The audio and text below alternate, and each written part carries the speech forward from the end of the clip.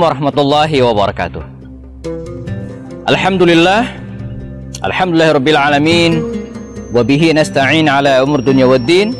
Asyhadu an la ilaha illallah, asyhadu anna Muhammadan abduhu wa rasuluhu la nabiyya ba'dah. Para pemirsa dan teman-teman sekalian, kita bersyukur kepada Allah SWT. Kita bertemu lagi di serial kajian sejarah hidup para sahabat, ya, orang-orang mulia di sekitar Rasulullah SAW. Kalau kita bicara tentang hidayah, ini suatu hal yang sangat unik, bahkan menjadi misterius dan hak prerogatif Allah Subhanahu wa taala. Jadi ada orang yang mendapatkan hidayah, jamaah sekalian, ketika dia sedang dilanda ujian yang luar biasa, sakit berketerusan, kehilangan orang tuanya, kehilangan adiknya, kehilangan saudaranya, dan ujian-ujian yang lainnya. Tapi ada juga orang yang diberikan hidayah oleh Allah SWT ketika dia sedang mendapatkan rezeki, mendapatkan karunia, nikmat dari Allah SWT. Tidak sedikit orang yang mendapatkan hidayah ketika memang sedang mencarinya, memburunya, mempelajarinya, dan akhirnya pun mendapatkan hidayah. Dan ada juga bahkan orang yang justru mendapatkan hidayah saat berada dalam puncak kebenciannya terhadap Islam. Ya, dalam sejarah kita kenal ada sosok Umar bin Khattab, ya, yang muqaddimah atau pintu hidayahnya itu justru dia ingin membunuh Rasulullah SAW. Nah, ada juga orang yang diberikan hidayah oleh Allah SWT dengan cara yang unik, misalnya lewat mimpi. Nah, ini yang dialami oleh tamu kita hari ini, Khalid bin Sa'id. Ya, Khalid bin Sa'id dari kabilah Bani Umayyah. Dia mendapatkan hidayah lewat mimpi, di mana dikisahkan dalam riwayat Khalid bin Sa'id ini bermimpi di suatu malam berada di sebuah lubang api, ya, jadi ambang sebuah lubang api, di mana ayahnya ini dikisahkan dalam mimpinya itu berusaha untuk mendorongnya, ya, agar jatuh ke lubang api tersebut, ya, namun segera diselamatkan oleh Rasul SAW. Ya. Nah, siang harinya dia segera bertemu dengan Abu Bakar Siddiq radhiyallahu anhu. Dan Abu Bakar Siddiq berusaha untuk menjelaskan tentang ta'wil makna mimpi dari Khalid bin Sa'id ini, bahwa dia akan celaka dan bahkan digiring celaka oleh ayahnya ke dalam sebuah api, ya, dan yang menyelamatkannya adalah Rasulullah SAW. Maka singkat cerita, janakumullah, dia pun berangkat menemui Rasulullah bersama dengan Abu Bakar Siddiq radhiyallahu anhu, berbincang dengan Rasulullah, dijelaskan Rasulullah tentang Islam, dan akhirnya Khalid bin Sa'id al-Umami, ya, dari kabilah Bani Umayyah ini pun dia memeluk Islam. Ya. Nah, sebagaimana para sahabat Nabi yang lainnya, ketika dia memeluk Islam, berbagai ujian, berbagai siksaan, ya, dialami oleh Khalid bin Sa'id, tak terkecuali dari keluarga, bahkan dari ayahnya sendiri.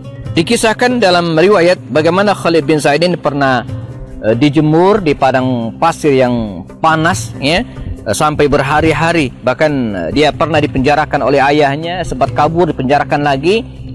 Maka melihat kondisi demikian, Rasulullah, ya, mengizinkan sebagian sahabat Rasulullah, ya, hijrah ke Habasyah. Nah, disinilah cerita Khalid bin Sa'id, ya, memberikan kesan yang luar biasa kepada kita ketika dia berada di Habasyah. Dan ini atas perintah Rasulullah SAW. Kata Rasul, pergilah kalian ke sebuah negeri Habasyah di Afrika. Di sana kalian akan menemukan malikan, seorang raja yang adil, la yutlamu indahu ahad, yang tidak terzalimi orang pun di sisinya, yaitu An-Najashi. Maka kaum muslimin berangkat ke Habasyah dua gelombang, ya, gelombang pertama dipimpin oleh Utsman bin Affan dan gelombang kedua dipimpin oleh Ja'far bin Abi Thalib.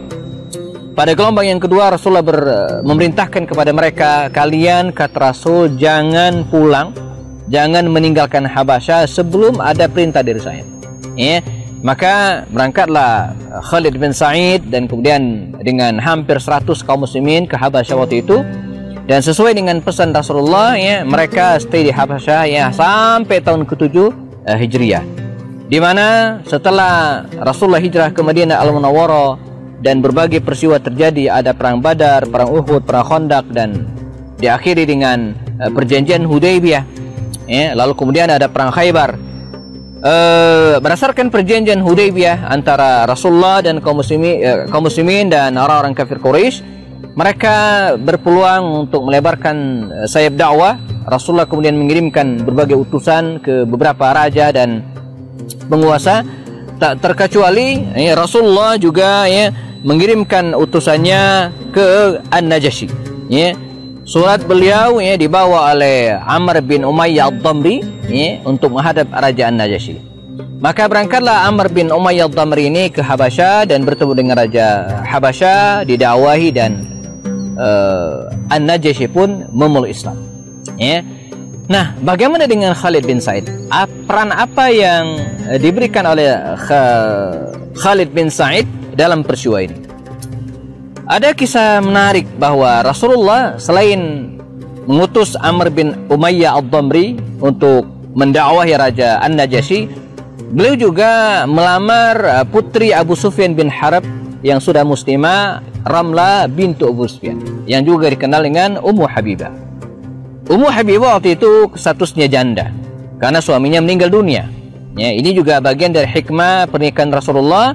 Nabi sengaja melamar Ummu Habibah yang merupakan putri musuh beliau, Abu Sufyan bin Harb. Masalahnya adalah Ummu Habibah menerima lamaran Rasulullah. Namun syarat atau rukun nikah itu wali. Nah, siapakah yang akan menjadi wali dari Ummu Habibah ini? Ayahnya tidak mungkin, selain berada di Mekah juga masih kafir waktu itu. Paman, kakek, dan tidak ada keluarga Ummu Habibah. Dalam Islam, ketika seseorang ingin menikah dan tidak ada walinya, maka Rasul mengatakan dalam sabdanya, as-sultanu waliyun man la waliyalah. Penguasa sultan menjadi wali bagi orang yang tidak punya wali. Ia kalau berada dalam komunitas kaum muslimin. Ini di negeri asing, di negeri hijrah, tidak ada penguasa muslim di situ. Maka berlakulah wali majbur. Yaitu dicari orang yang paling dekat nasabnya, paling terhormat di antara orang-orang yang berada di kota tersebut.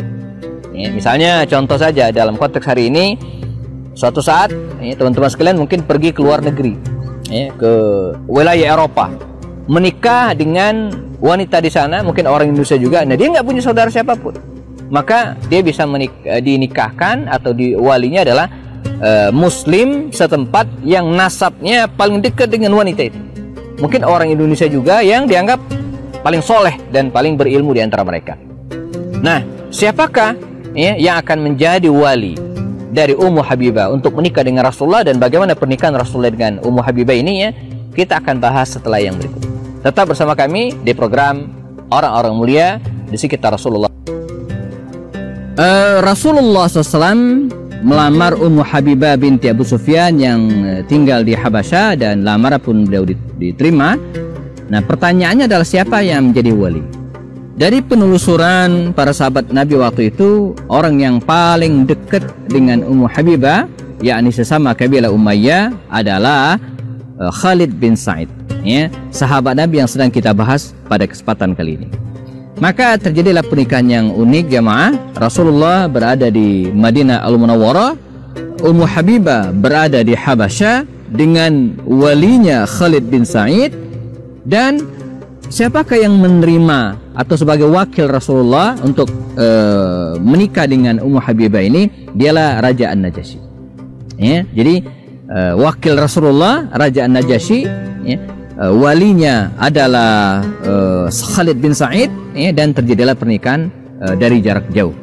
Dan dalam Islam hal ini boleh, sah saja.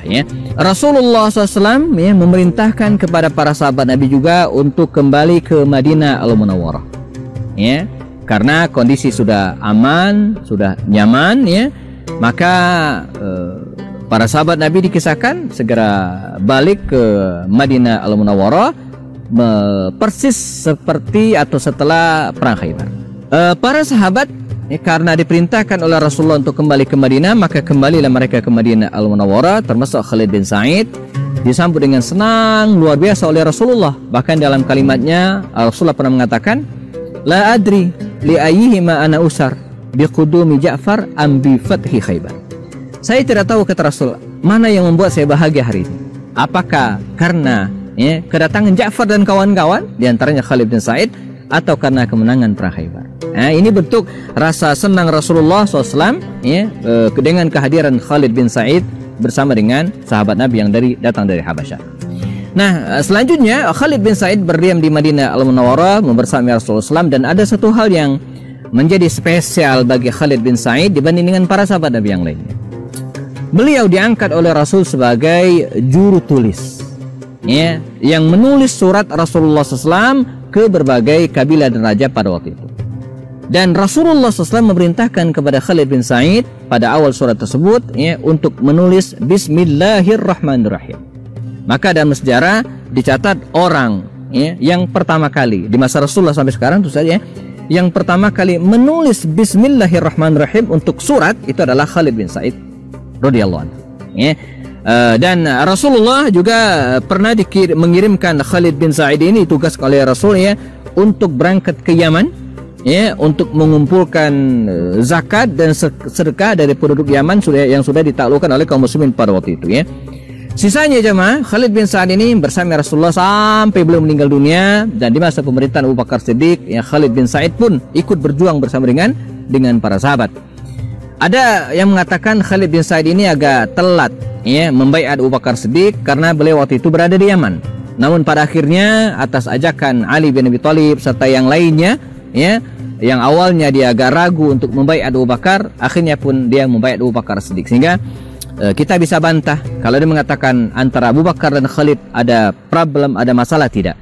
Keduanya adalah sahabat mulia Rasulullah yang mungkin ada perbedaan pendapat, tapi ini kemudian tidak membuat mereka berpecah. Dia memiliki kebesaran jiwa yang luar biasa, bahkan dia cenderung menghindar ketika ditawar oleh Abu Bakar untuk menjadi panglima perang. Dengan kapasitasnya yang luar biasa, dia siap menjadi anak buah bagi para sahabat Nabi yang lainnya. Dan sampai akhirnya dalam sebuah peristiwa, ketika mereka melakukan penaklukan pembebasan wilayah Syam, tibalah di suatu tempat ketika mereka akan menghadapi pasukan Romawi pada waktu itu. Di antara mereka ada seorang wanita mulia namanya Ummu Hakim. Ummu Hakim ini dulunya dia adalah Ummu Hakim bintil Haris ini istri dari Ikrimah bin Abu Jahal. Ketika Ikrimah bin Abu Jahal meninggal dunia, maka dia janda dan dilamar oleh beberapa orang sahabat Nabi, termasuk oleh Khalid bin Sa'id. Ummu Hakim bintil Haris menerima lamaran Khalid bin Sa'id dan berniat untuk menikah. Kata Khalid bin Sa'id, wahai Ummu Hakim, saya berniat menikahimu. Kata Ummu Hakim, boleh, tapi dengan syarat jangan sentuh aku sampai Allah memberikan kemenangan dalam peperangan yang akan dilaksanakan besok. Kata Khalid bin Sa'id, tidak bisa, karena bisa jadi saya meninggal syahid dalam perang tersebut. Maka terjadilah hal yang luar biasa jemaah. Pada hari itu dia menikah, malam harinya mereka melakukan bulan madu di suatu tempat. Maka tempat itu dikenal dengan Kentoro Ummu Hakim. Walimah sederhana dilaksanakan, pernikahan berlangsung, dan pada keesokan harinya pasukan Romawi menyerang mereka, terjadi peperangan. Khalid bin Sa'id meninggal dunia. Dia wafat pada tahun 13 atau 14 Hijriah setelah Rasulullah SAW meninggal dunia.